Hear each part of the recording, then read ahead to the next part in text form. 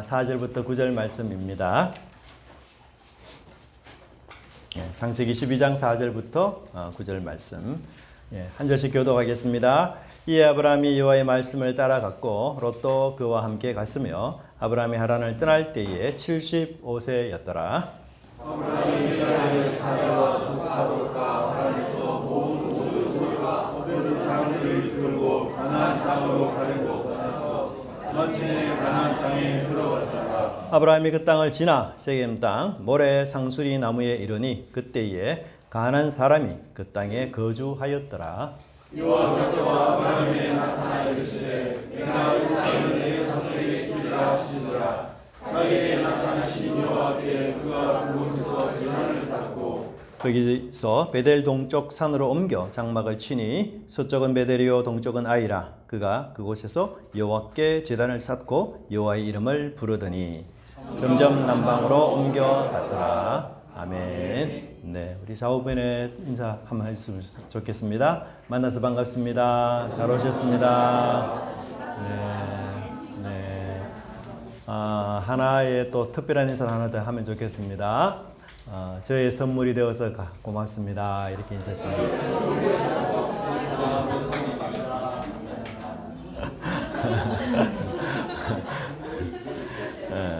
네.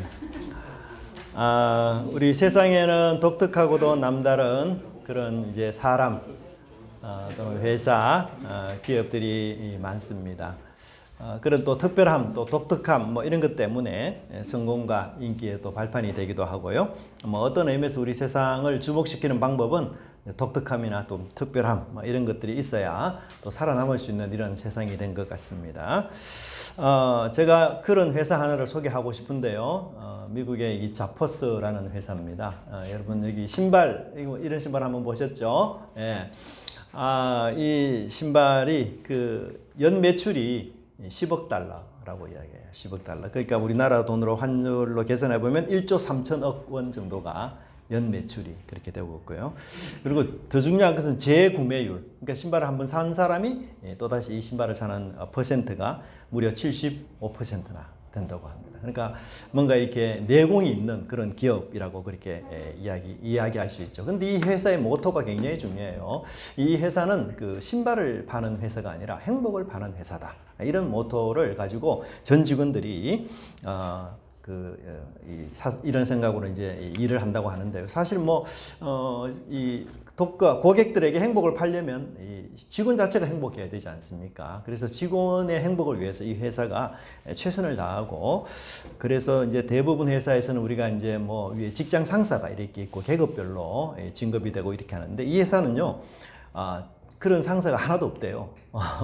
아주 특이하죠, 그죠? 그러니까 뭐 직급이나 계열이 전혀 없이 그 회사 한 사람이 그냥 전 직원이 그냥 다 CEO처럼 또 회사의 대표처럼 그런 정신과 마음으로 일을 하도록 그렇게 한다고 합니다. 그래서 이 직원들이 더 큰 책임감을 가지고 아주 자유롭게 의사소통을 하면서 고객들을 만족시키고 행복을 전달하기 위해서 그렇게 노력을 하는데요. 2016년부터 그렇게 실시를 했는데 그 효과가 10년이 뭐 아직 지나진 않았지만 그 정도 되니까 이제 나타나서 참 이 사람들로부터 이 사랑받고 또 자주 찾는 그런 좋은 회사가 되었다, 그런 생각이 듭니다. 저도 이 회사의 그런 모토 이런 생각들을 보면서 참 좋은 그런 것이다 라는 생각이 들어요. 저희 교회도 물론 교회의 머리는 예수님인데 우리 예수님을 중심으로 우리 교인 한 분 한 분들이 다 우리 장로님들처럼 이렇게 같은 마음을 가지고 교회를 사랑하고 그렇게 교회를 아끼고 생각하고 기도하고, 그러면 정말 우리 교회가 이 자포스 회사만큼이나 아니면 그보다 더 그렇게 훌륭한 또 좋은 주변에 이름을 내는 그런 교회가 되지 않을까 그런 생각이 듭니다. 자포스처럼 우리 하나님께서도 많은 세상 사람들이 있었지만 그 중에 유일하게 아브라함을 하나님 부르셨어요. 그래서 아브라함은 굉장히 특별하고 독특한 그런 부름을 받은 사람이고, 하나님이 그를 부를 때는 너는 복이 되고 또 복을 나누어 주고 또 복이 되는 그런 사람으로 내가 너를 불렀다. 그렇게 해서 아주 독특한, 정말 세상에서도 아주 유일한 그런 복된 인생으로 하나님께서 아브라함을 불러주셨는데요. 자, 이 복된 인생을 사는 아브라함이 과연 어떤 특징들을 갖고 있는지 그런 몇 가지를 한번 살펴보겠습니다. 첫째는 비전과 열정을 가진 사람이라고 말할 수가 있습니다. 아브라함이 오늘 본문에 보면 마침내 가나안 땅에 도착했습니다. 하란에서 출발했기 때문에 이제 뭐 가나안 땅으로 가야 되죠. 이제 세상을 우리가 떠났기 때문에 하나님께로 가는 길뿐입니다. 그죠? 다른 길은 없습니다. 외통수고 이제 내 인생의 마지막 남은 이제 한 길인 것이죠. 그리고 이 길만이 하나님의 복을 받을 수 있는 길입니다. 우리가 하나님을 목표로 이렇게 정했기 때문에 더 이상 우리가 주저하거나 머뭇거릴 필요가 전혀 없습니다. 우리 성도님들이 새벽마다 우리 성도들이 이 세상에 미련 갖지 않고 떠난 세상에 대해서 더 이상 주저하지 않고 오직 하나님께만 헌신하고 주님만 붙들고 나갈 수 있기를 늘 이렇게 기도하고 있습니다. 우리 인생의 목표가 이제 가나안 땅입니다. 주님이요 또 천국입니다. 그래서 우리가 이 목표를 향해 최선을 다해 다름질하고 걸어가는 그런 삶이 되면 참 좋겠다 그 생각이 듭니다. 여러분 아브라함에게 굉장히 많은 소유가 있었죠. 집에 개인적으로 훈련시키는 사병이 몇 명이었습니까? 예, 318명입니다. 여러분 집에 보디가드가 있습니까? 예, 뭐 강아지가 보디가드가 될 수도 있겠지만 저는 보디가드가 한 명도 없습니다. 근데 아브라함에게는 보디가드가 무려 318명이나 되었어요. 야, 정말 대단한 사람이죠. 예, 뿐만 아니라 뭐 우리 교회로 따지자면 사실 아브라함의 교회는 어떤 중소형 교회가 됩니다. 벌써. 교인들이 일단 318명을 확보하고 있기 때문에 대단한 교회죠. 개척교회 수준 아니에요. 그죠? 참 아브라함 일생을 보면 참 먹고 살만합니다. 부족한 게 뭐 없는 거죠. 예, 뭐 이대로 앞으로 쭉 살면 그냥 되는 거예요. 뭐 늦은 나이에 이런 고생할 필요가 없는 그런 사람입니다. 제가 만약 아브라함이라면 뭐 하나님 부르심이고 어떻고 간에 그냥 편안하게 내가 남은 여생이나 이렇게 하란 땅에서 즐기면서 살겠습니다. 그렇게 충분히 생각할 수 있죠. 괜히 고향 떠나서 친구 헤어지고 이 더구나 믿는 신까지 바꾸고 그렇게 난리 칠 이유가 없는 거죠. 여러분 나이가 들면 사람들이 어떤 특징이 있는지 아세요? 그냥 변화를 싫어해요. 변화를. 맞죠? 모험을 싫어합니다. 사실. 그런 건 변화, 모험 이런 건 젊은 사람들의 청년들의 전유물입니다. 현실 유지 그게 제일 좋은 겁니다. 변화 없이. 그래서 뭐 나이가 들면 사실 현실 유지한다는 것도 사실 벅찬 일이죠.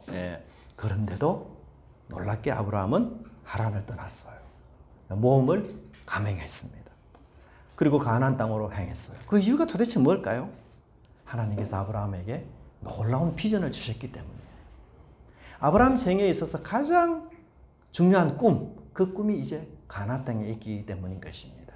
그래서 그는 그 하나님이 주신 꿈과 희망, 비전을 붙잡고 가나안 땅으로 향했던 것입니다. 여러분 우리 마음속에 꿈과 희망이 있으면요, 이 마음이 막 불타요. 가만히 있을 수 없죠. 열정과 정열로 가득 찹니다. 그래서 마치 첫사랑에 빠진 것처럼 막 이 콩깍지가 씌워진 것처럼 제2의 인생을 막 사는 거죠. 사랑하는 사람 생기고 여러분 애인이 생겨보세요. 사람이 말하지 않아도 바뀝니다. 그냥 에너지가 막 넘치고요. 막 수다쟁이가 되고 밤낮으로 주야로 만납니다. 만나는 게 그렇게 좋을 수가 없어요. 여러분 우리 예배하러 주님 앞에 올 때에 정말 이런 불타는 마음, 이런 열정을 가지고 그렇게 만나시면 좋을 것 같아요. 애인을 만나는 것처럼 벅찬 감격으로 예배의 자리를 사모하고 그렇게 오시면 좋겠습니다.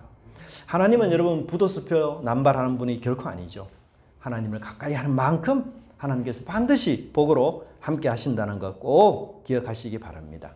여러분 저는 우리 기왕생활 이렇게 신앙생활 할 것 같으면 정말 확실하게 하는 신앙생활 하고 싶습니다. 그렇잖아요. 이미 우리가 이 가나안 학교에 왔어요. 그러면 뭐 더 이상 어디 갈 데도 없습니다. 그러니 하나님께 헌신하고 하나님께 우리가 딱 붙어서 살아가는 그런 삶이 되어졌으면 좋겠습니다. 지금처럼 신앙생활하면 지금 이상으로 복을 받을 수 없어요. 그래서 우리가 하고 있는 이 신앙생활에 더 열의를 냈으면 좋겠다 그 생각이 듭니다. 여러분 제가 질문 한번 할게요. 우리와 아브라함 중에서 하나님에 대한 지식을 누가 더 많이 가졌을까요? 아브라함이 더 많이 가졌을까요? 우리가 더 많이 가졌을까요? 그렇죠. 우리가 수백 배 더 많이 압니다. 뭐 우리는 지금 신약에 예수님까지 알고 그 부활하신 예수님까지 우리 알고 있지 않습니까? 아브라함이 여러분 하나님을 아는 지식 정말 유치원 수준입니다. 근데 우리가 하나님을 아는 지식 대학교 수준이에요. 굉장히 높습니다. 상대가 안 됩니다. 여러분 만약에 우리 교회에서 아브라함과 우리 교회 교인들이 퀴즈 대회를 했다.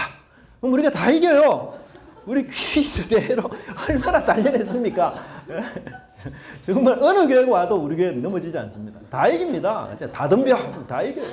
진짜. 아브라함과 둘이 능히 이깁니다. 근데 믿음은 어떨까요? 참 아브라함은 정말 하나님에 대한 아주 얕은 지식 많이 알지 못하잖아요. 그 아주 기초적인 지식 그거 가지고도 열정적으로 순종하고 믿음으로 나갔어요. 그렇다면 아브라함보다 훨씬 더 많이 아는 우리는 여러분 어떻게 해야 될까? 정말 아브라함보다 순종을 100배나 더 해야 되지 않겠습니까? 아브라함이 오늘 우리 예배 드리는 이 은혜가 넘치는 교회 방문했다고 합시다.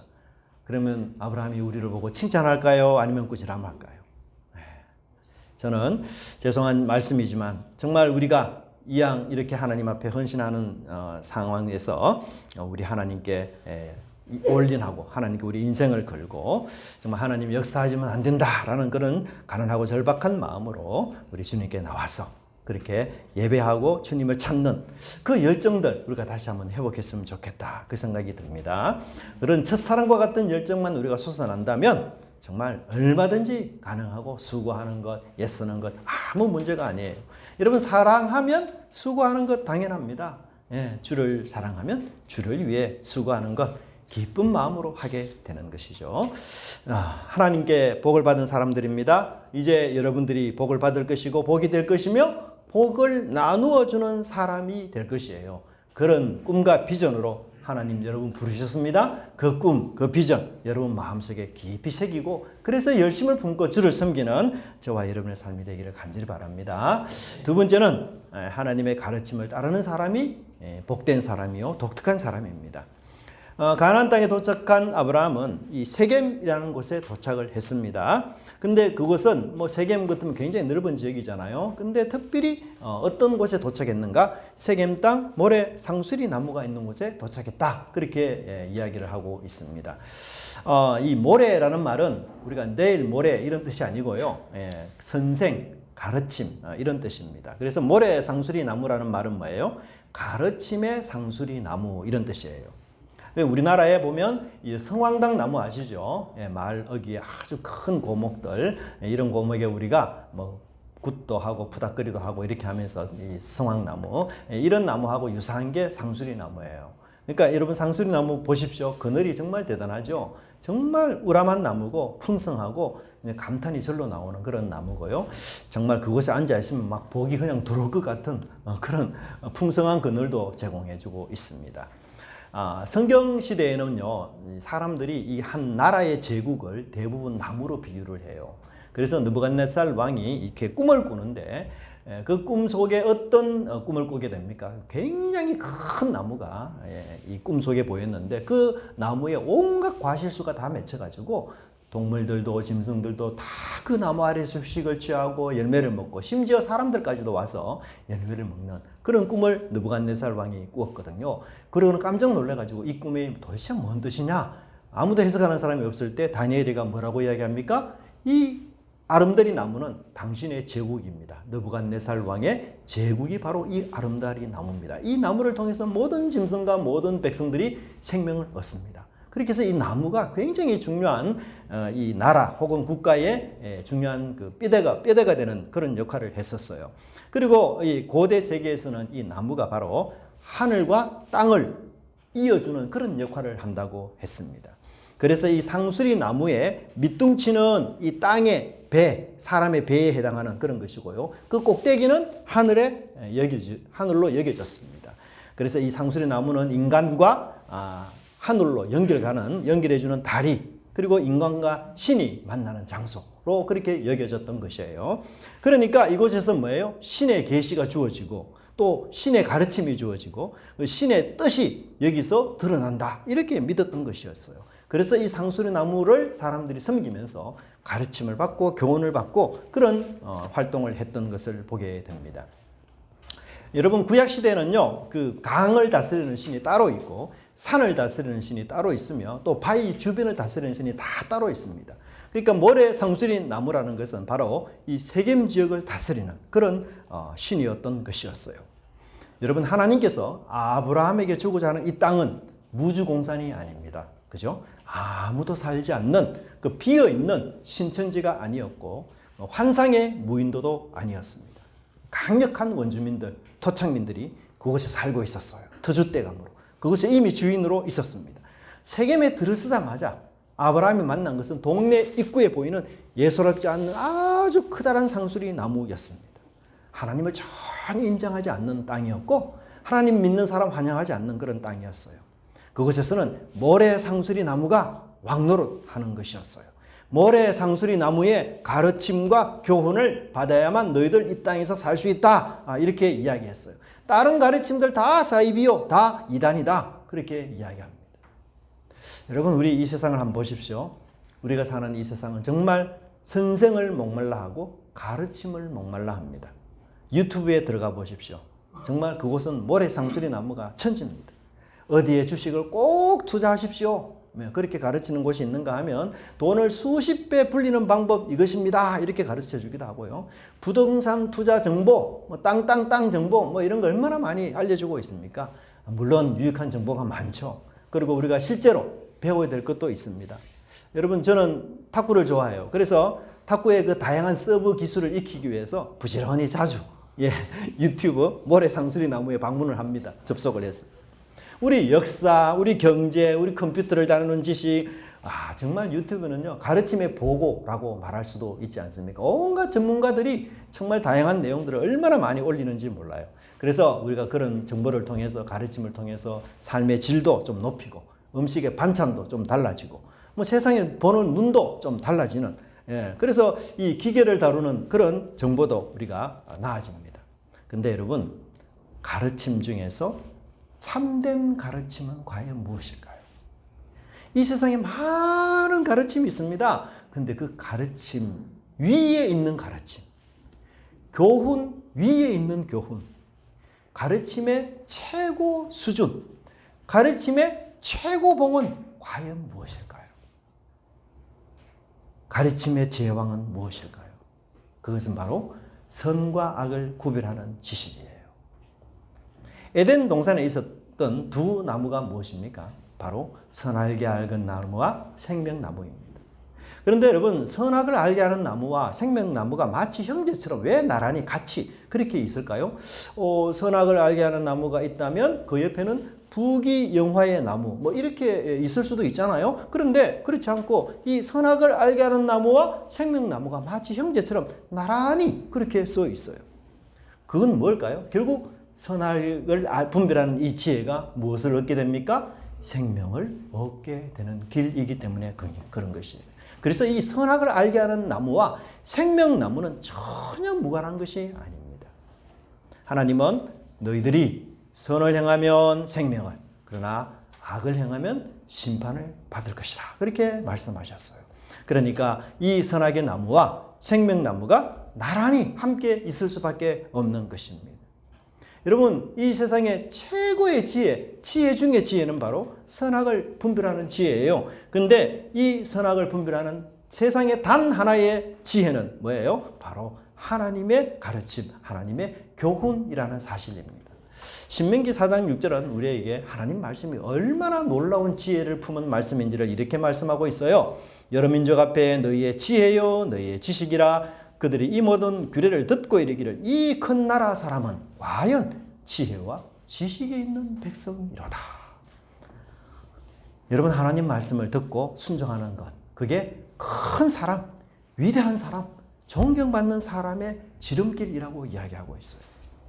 하나님은요 여러분 자기 백성이 굉장히 지혜롭고 명철한 백성들이 되기를 원해요. 꼬리가 되지 않고 머리가 되기를 원합니다. 그래서 하나님의 지혜를 갖고 이 세상을 구원으로 인도하는 그런 멋진 사람으로 여러분 자라고 성장하기를 원해요. 하나님 위대한 분이기 때문에 그 위대하신 하나님의 말씀하신 것 자체가 위대한 진리예요. 그래서 여러분 우리가 구약을 오랫동안 믿었던 유대인들 지혜 얼마나 대단합니까? 유대인들 세계 인구는요, 전 세계의 0.2%입니다. 뭐 있으나 마나한 민족이에요. 없어도 되는 민족입니다. 0.2%. 그런데 여러분, 노벨상을 1900년도부터 노벨상을 어떻게 받았어요? 무려 22%가 유대인이에요. 놀라웁니다. 22%가 노벨상을 받은 사람.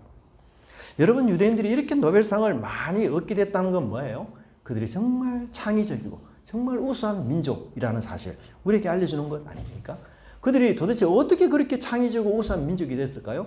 구약 말씀, 하나님이 약속하신 대로 큰 민족이다, 지혜와 지식이 있는 민족이다, 그렇게 말씀하신 그 말씀을 그들이 읽고 외우며 순종하며 그렇게 믿음으로 나갔을 때 하나님께서 그들에게 창의적인 지식을 주셨던 것이에요. 하나님은 이 말씀을 읽고 듣고 순종하는 자에게 뭐예요?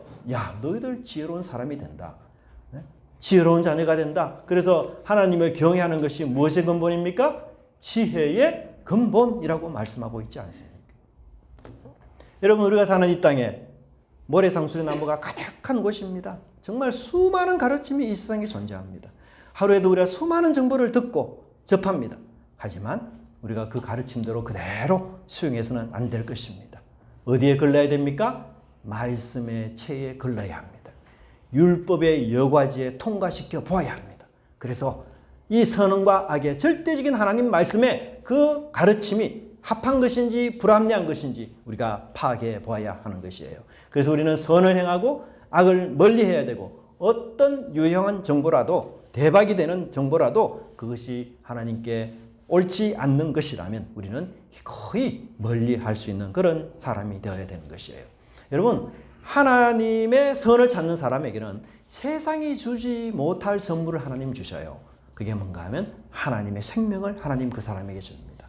하나님의 선을 행하는 사람에게 어떤 세상의 보물로도 얻을 수 없는, 누릴 수 없는 영혼에 깊이 나오는 그 만족과 기쁨, 그 하나님의 형상에 회복된 그 생명을 하나님이 주시는 것을 우리가 깨닫게 될 것입니다. 여기에 여러분, 위대해지는 길이 있습니다. 여기 지혜와 명철의 사람이 될 수 있는 길이 있어요. 그것은 바로 세상의 가르침이 아닌 하나님의 가르침을 따르는 사람입니다. 여러분, 그 길 저와 함께 가는 여러분의 인생과 삶이 되길 바랍니다. 그런 우리 교회가 되길 바랍니다. 그래야 우리가 지혜로운 인생, 위대한 인생으로 사는 우리 개인과 가문이 되기를 간절히 바랍니다. 세 번째는 뭔가 하면 선물 대신 하나님의 정인이 되어서 예배하는 사람이 바로 하나님의 복을 받은 사람이라고 말할 수 있습니다. 창세기 12장 7절에 보시면 하나님이 그 가나안 땅, 세겜 땅에 도착한 아브라함에게 이제 내가 이 땅을 내 자손에게 주겠다, 그렇게 했었는데 아주 중요한 단어가 여기 나오는데 그 중에 하나가 뭔가 하면요, 아브라함에게 나타나 이르시되. 나타나 이르시되. 이것이 굉장히 중요한 단어예요. 아브라함이 하나님의 약속을 믿고 그 가나안 땅에 도착했을 때 하나님이 나타나셔서 아브라함에게 다시 말씀해 주셨어요. 마치 장군 멍군 같이 아브라함이 순종하고 그래서 한 발자국 내에 디디니까 하나님도 나타나셔서 야, 너 참 잘했어, 그렇게 격려하는 이런 느낌이 이 속에 있습니다. 근데 여러분, 창세기에서 하나님이 나타나셨다. 하나님 자주 안 나타납니다. 언제 나타나셨는지 아세요?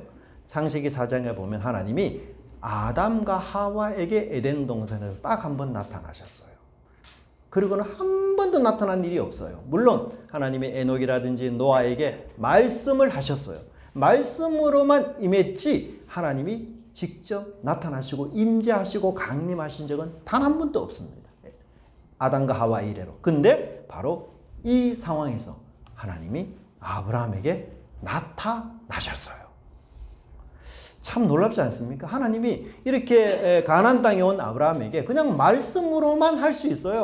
야, 이 땅을 내가 너희 자손에게 주겠다, 이렇게 말로도 가능합니다. 그런데 어떻게 해요? 하나님이 직접 나타나셨어요. 무엇을 이야기합니까? 하나님이 이렇게 나타나는 이유가 뭘까요? 야, 아브라함아, 내가 너의 선물이야. 하나님이 우리의 선물이에요. 여러분, 우리 세상에 어렵고 힘들만 만날 때 좋은 사람 만나면요, 이길 힘이 생겨요. 그렇죠?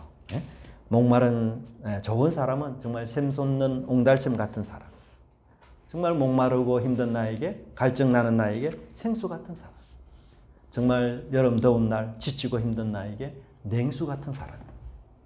어깨에 내 무거운 짐으로 쭉 처진 나에게 옹달샘과 같은 그런 사람. 어머니와 같은 사람. 절친의 사람. 그리고 나를 위해서 기도해주고 덜 애써주는 사람. 모든 것을 다 알고 온전히 수용하며 격려해주는 사람. 여러분, 세상에 제일 좋은 선물 뭔지 아세요? 자동차도 아파트도 아닙니다. 사람이에요. 사람. 왜? 하나님이 사람을 창조하셨는데 사람이 자동차를 만든 것 어느 선물이 더 좋겠어요? 완벽하겠어요? 하나님 만든 게 훨씬 더 완벽하고 좋은 거죠. 사람만큼 훌륭하고 좋은 선물 없어요. 하나님은 우리를 창조하셨습니다. 그리고 우리에게 너희들 서로서로 좋은 선물이 되도록 하나님 그런 역할, 사명을 우리에게 부여해 주셨어요. 근데 놀랍게도 하나님이 먼저 선물이 되셔서 이 땅, 세겜 땅 아브라함에게 나타나셨습니다. 여러분, 아브라함이 얼마나 놀랐겠어요? 예? 지금까지 하나님 계속 말씀하셨거든요. 한 번도 하나님이 나타난 적 없어요. 예, 그리고 하란을 떠날 때에 하나님 하나는 땅, 가나안 땅으로 가라 하셨는데 내 재산 몽땅 다 팔아서 지금 가나안 땅으로 가고 있는데 이게 뻥이면 어떡하지? 가나안 땅에 도착했는데 하나님 나타나지도 않고 말씀하지도 않고 그러면 정말 완전 이게 막막해지는 거 아니에요? 이 주인 잃은 강아지 마냥 완전 처량한 신세가 되는 거예요. 근데 하나님은 아브라함에게 이런 염려, 이런 걱정 일시에 다 없앴어요. 하나님이 직접 나타나시고 직접 보여주시고 그리고는 들려주셨던 것이에요. 여러분, 보여주고 들려주면 어떤 사람이 됩니까? 정인이 되는 거예요. 정인이. 하나님이 안 계시구나. 이 말 절대 하지 못하도록 아주 강력하고도 놀라운 확신을 하나님 아브라함에게 주셨습니다. 그래서 여러분, 선물을 받은 사람은 다 정인이 돼요. 선물 받은 사람은 그 사람 다 좋다 하잖아요. 정인이 됩니다. 선물 받지 않았다, 못 받았다 그렇게 말할 수 없어요. 내가 그 선물을 받았으니 기꺼이 즐거운 마음, 감사한 마음으로 그를 정언하는 것입니다. 우리 세상살이 얼마나 고독합니까? 사랑이 있다 외치지만 정말 참 사랑 없는 곳 아닙니까? 아침에 일어나면 참 모든 것이 활기차게 다 돌아가는 것 같습니다. 하지만 우리는 실제로 영생은 전혀 누리지 못한 채 사실은 죽음을 향해 한 걸음 한 걸음 가고 있을 뿐인 것이에요. 그래서 우리 인생은 결과적으로 말한다면 사망과 어두운 그늘에 빠졌습니다. 그런데 그런 우리 인생에게 예수님이 선물되어 주신 것이에요. 진실한 사랑이 무엇인지 보여주셨고 끝까지 하는 사랑이 어떤 것인지를 나타내 주셨고 특별히 십자가를 통해서 죄사함의 사랑이 어떤 것인지를 우리 주님께서 다 깨닫게 해 주셨습니다. 그래서 나에게 최고의 선물로 오신 그 주님이 계시기에 우리는 이 세상 힘든 삶 속에서도 고난이 많은 이 세상 속에서도 서로에게 선물이 되어서 그 고난과 힘든 여건을 이겨나갈 수 있도록 그렇게 하나님 도우시고 힘주시는 것입니다. 나로 인해서 그 사람이 한 번 더 웃을 수 있도록 그렇게 서로에게 선물이 되는 그런 멋진 선물이 되는 용기와 힘을 주는 그런 사람으로 우리는 설 수 있는 것이에요. 이것은 바로 선물을 받은 정인들만 할 수 있는 그런 사명인 것입니다. 하나님 되신 예수님께서 십자가에 달리시면서 우리에게 이렇게 말씀하셨어요. 내가 너희의 유일한 선물이야. 그리고 그 선물을 우리가 서로서로 선물이 되는 인생으로 살면서 그 사명을 우리가 완수하는 저와 여러분의 삶이 되기를 간절히 바랍니다. 아브라함은 이 삶 속에서 하나님께 제단을 쌓았다고 이야기하고 있습니다. 아브라함이 가는 곳마다 제단을 쌓았어요. 여러분, 물론 아브라함이 그 가나안 땅에 와서 목축도 하고 종도들도 키우고 여러 가지 일상생활 굉장히 분주복잡하지 않겠어요? 사람이 그냥 먹고 살아야 되지 않습니까? 그런데 왜 성경에서는 아브라함이 가나안 땅에 도착했을 때 다른 일상은 전혀 말하지 않고 제단을 쌓았다, 제단을 쌓았다, 여호와 이름을 불렀다, 여호와 이름을 불렀다, 왜 그 말만 계속하고 있는 거예요? 그 이유는 뭡니까? 가나안 땅에 도착한 아브라함에게 획기적이고 놀라운 변화는 그가 예배자가 되었다는 거예요. 그가 하나님을 찾고 부르짖는 자가 되었다는 거예요.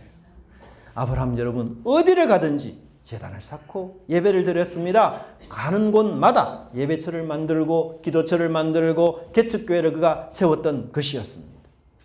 여러분 창세기를 보면 여호와의 이름을 부른 이 일은요. 창세기 4장 26절에 보시면 셋의 후손들이 여호와의 이름을 불렀어요. 그 이후로는요. 여호와의 이름을 부르는 사람이 없었어요. 명맥이 끊어졌습니다. 물론 노아를 통해서 하나님이 홍수와 심판하시고 그리고 이 바벨탑을 쌓는 그 어둠의 시대에는 어떤 누구도 여호와 이름을 부르지 않았어요. 정말 캄캄한 세상이었습니다. 근데 그렇게 오랜 세월이 지났어요. 이제 비로소 하나님을 찾고 부르며 예배하는 아브라함이 마침내 등장하게 된 것입니다. 캄캄한 하늘에 아브라함이 별처럼 등장해서 믿음의 빛을 모든 사람에게 보여준 것이었습니다. 창세기 11장에 보면 사람들은 자기 세상을 만들기 위해서 너무나도 높고 거대한 바벨탑을 세웠습니다. 근데 여러분 하나님은 어떻게 시작하셨을까요? 하나님은 세상 사람과 달리 돌 제단을 쌓는 사람으로부터 시작을 하셨어요. 이 세상 망가진 세상, 천지 창조가 망가진 이 세상을 위해서 하나님은 바람이나 지진이나 태풍을 동원해서 세상을 완전히 바꾼 것이 아니라 하나님의 시작은 굉장히 소박합니다. 바벨탑을 쌓는 사람들과는 달리 제단을 쌓는 그 작은 일에서 하나님의 구원의 역사, 하나님의 새로운 일이 시작이 된 것이에요. 바벨탑의 결론은 혼란으로 나오지만 제단의 결론은 복된 인생으로 끝나기 때문인 것입니다.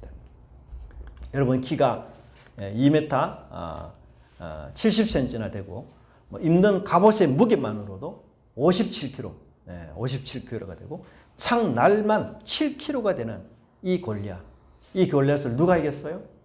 다윗이. 무엇으로요? 물메탈로. 정말 놀랍습니다.